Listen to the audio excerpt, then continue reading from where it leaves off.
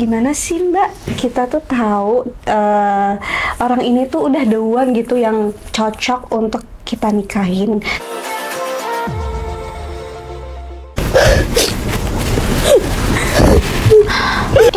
Mila kenapa sih? Ngeliatin apa? Itu haru banget lihat Kamu nangis ya? Hah? Aku tuh haru Mbak lihat space-nya Luna Kenapa, Maya Mia? pas nikahan di video ini nih. 2 years ago, I already set my mind, maybe it will never happen to me.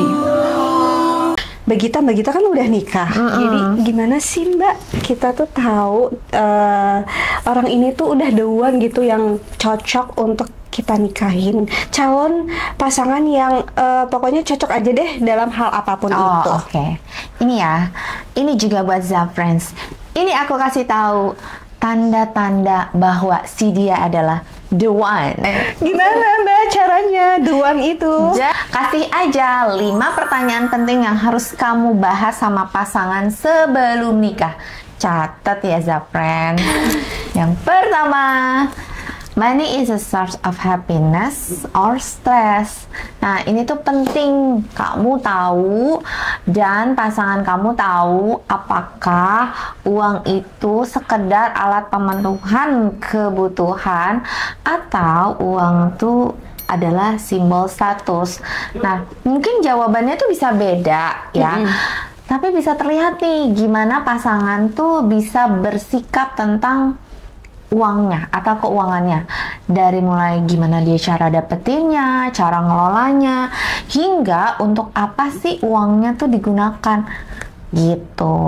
Kamu juga bisa tahu daya juang seseorang dari pandangan mereka terhadap uang, Zafriends.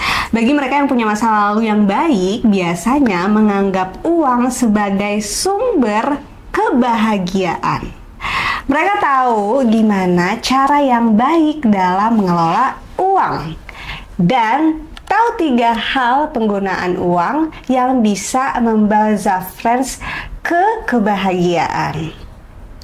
Nah, sedangkan uang juga tuh bisa loh jadi sumber pusingan kita. Biasanya kalau mereka tuh punya inner child, luka batin dari masa lalunya, ada atau nggak ada uang, itu bisa jadi hal yang stressful banget deh. Nah, buat kamu sendiri, uang itu sumber bahagia atau sumber masalah? Kedua, who will manage the money? Jadi siapa nih yang mau ngatur? Jangan-jangan yang satu ngerasa bahwa jadi menteri keuangan, tapi ternyata cuma jadi kasir aja. Nah, siapapun yang jadi manajer keuangan harus bisa kasih laporan keuangan setelah penggunaan. Jadi semacam kayak pertanggungjawaban setiap bulan deh. Ini tuh bisa jadi bahan obrolan.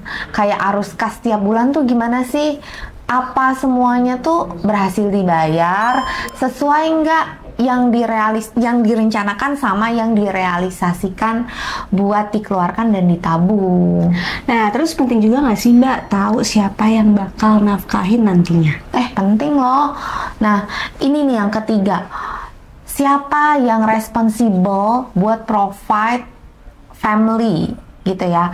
Nah, karena di zaman modern seperti sekarang tuh banyak laki-laki yang menganggap bahwa suami istri tuh sebenarnya posisinya sama-sama bertanggung jawab loh buat mencari penghasilan bagi keluarga.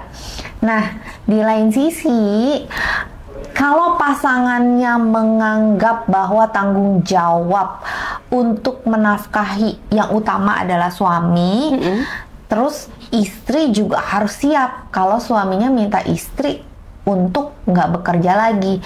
Jadi suka ada kesalahpahaman nih di sini. Nah, bicarain deh tuh sebelum pernikahan.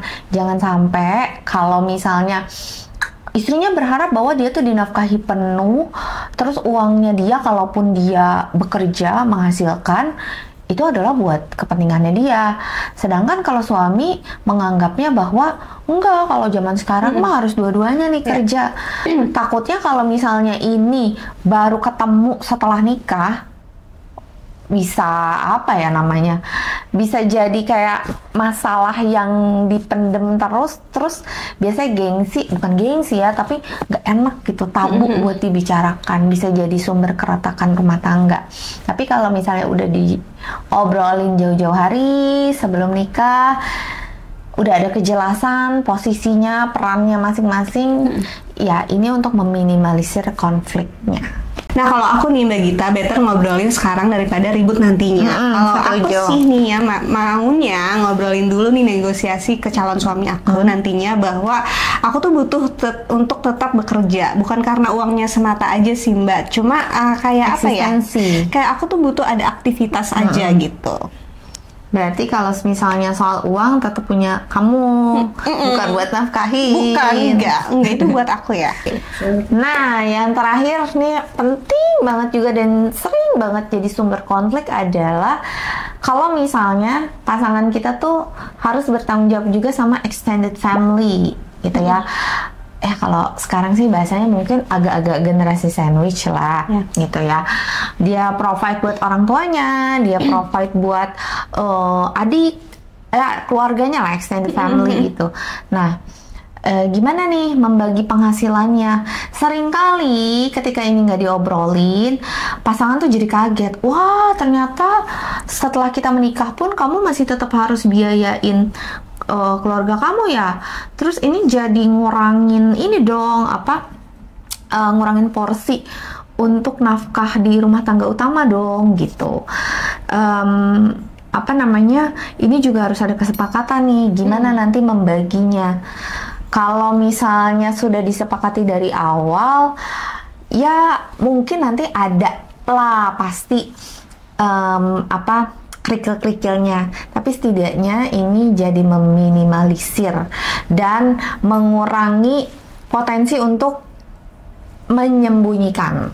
Oke. Jadi penting banget ya jujur, jangan diam-diam. Semua asal disepakati bareng. Jadi semua tuh sah-sah aja ya Mbak, asal disepakati bareng-bareng. Jangan sampai ada yang ekspektasinya tuh jadi beda, tapi nggak diomongin. Nah, yang terakhir juga yang banyak disembunyiin, punya utang nggak? Itu masing-masing gitu. Iya. Soalnya banyak juga yang tiba-tiba pas nikah, wah ternyata pasangannya tuh banyak utang dan harus ikut serta dalam membayar hutang pasangannya. Serem banget nggak sih? Betul-betul. Itu kayak ada kejadian ya, temen aku orang tuanya udah nggak ada, terus mewariskan utang, tapi pas udah nikah ternyata pasangannya nggak tahu ternyata lu punya utang segede gini gitu. Nah iya, ini kan rawan banget ya merusak rumah tangga. Banyak sih yang rusak rumah tangganya gara-gara hal ini.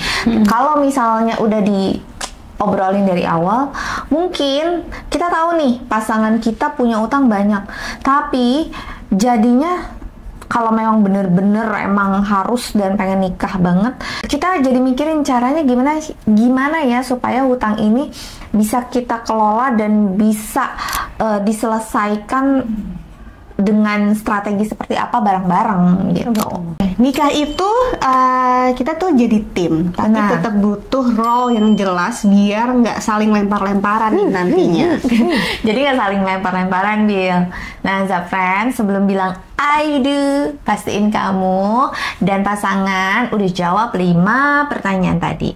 Karena nikah itu bukan sekedar pesta, tapi perjalanan finansial seumur hidup. Setuju banget. Nah, kalau kamu suka topik kayak gini, jangan lupa like, share, dan subscribe, dan komen juga kamu tuh mau tim nikah impian atau nikah simple aja. Bye-bye.